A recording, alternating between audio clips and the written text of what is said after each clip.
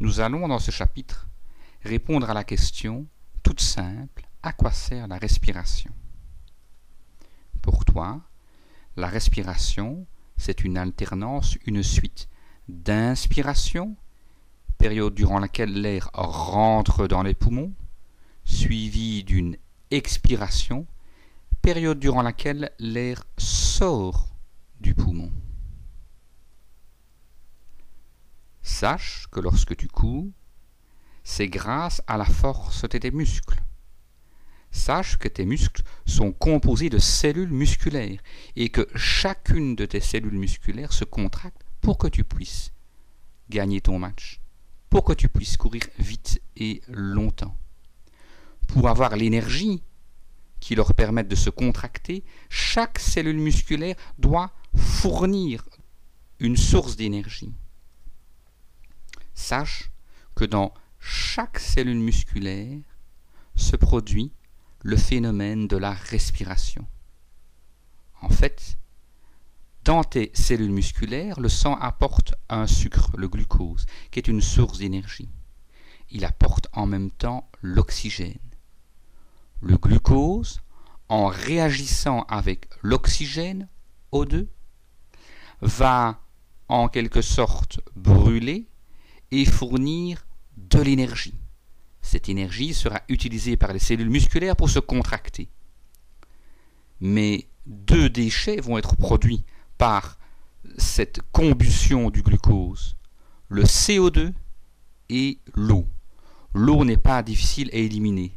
Le CO2, lui, ne doit pas s'accumuler dans les muscles, sinon les cellules musculaires ne pourront plus fonctionner correctement.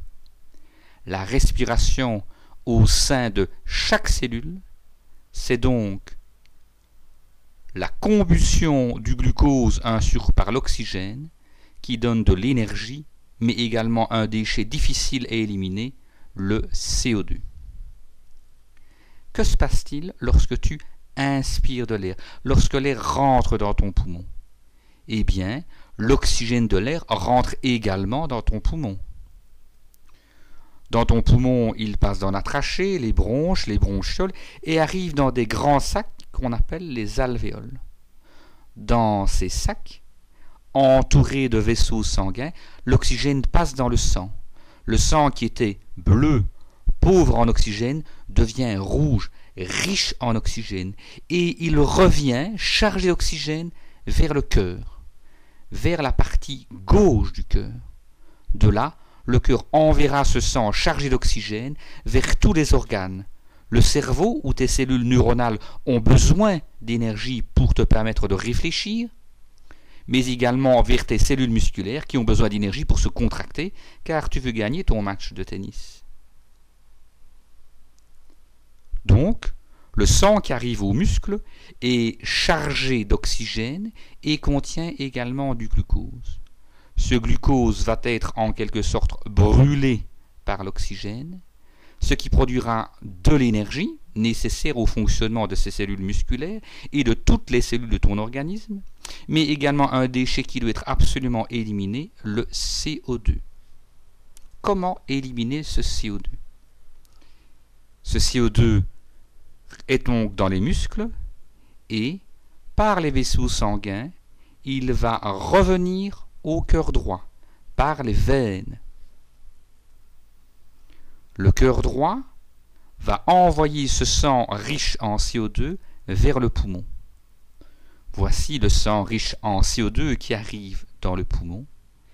Et dans les alvéoles, le CO2 va passer à l'intérieur de l'alvéole, puis remonter dans les bronchioles puis les bronches et être éliminé à l'expiration. Tu as compris. À l'inspiration, l'oxygène de l'air passe dans le poumon, qui l'envoie vers le cœur gauche, qui l'envoie lui-même grâce aux artères, vers tous tes organes, tes muscles et ton cerveau notamment. Là, les cellules musculaires vont respirer, elles vont utiliser le glucose avec l'oxygène, elles vont en quelque sorte brûler le glucose, ce qui va produire de l'énergie qui permettra à tes cellules de bien se contracter, mais qui va produire également un déchet qui doit être éliminé, le CO2. Le CO2 reviendra par les veines vers le cœur droit et du cœur droit vers le poumon. Du poumon, il va passer dans les alvéoles et à l'expiration, tu vas chasser ce CO2, chasser ce déchet vers l'extérieur. Voilà, tu as compris maintenant ce qu'était la respiration. C'est une suite d'inspiration qui apporte l'oxygène et d'expiration qui chasse le CO2. Grâce à cette respiration, tes cellules musculaires peuvent fonctionner correctement, elles peuvent elles-mêmes respirer correctement et te permettre de vivre normalement. Lorsque tu as une crise d'asthme, brutalement, tes bronches se ferment, elles se bouchent. Les tuyaux bouchés ne laissent plus bien rentrer l'oxygène. L'oxygène n'arrive plus bien à passer dans le sang et tu vas manquer d'oxygène. L'organisme va demander à ton poumon de travailler plus fort et plus vite.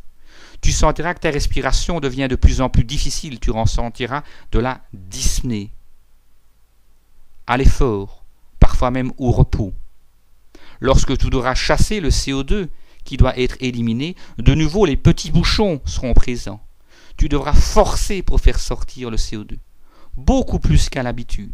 Tu ressentiras cette difficulté et ce besoin de respirer plus fort.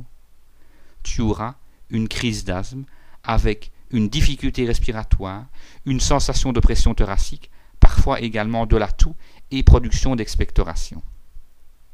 Nous allons apprendre dans les chapitres qui suivent comment traiter la crise d'asthme, comment lever ces bouchons et permettre à ton système respiratoire d'alterner sans effort l'inspiration qui apporte l'oxygène et l'expiration qui chasse le CO2. Dans les chapitres qui suivent, nous t'apprendrons comment maîtriser ta crise d'asthme et comment éviter qu'elle ne récidive.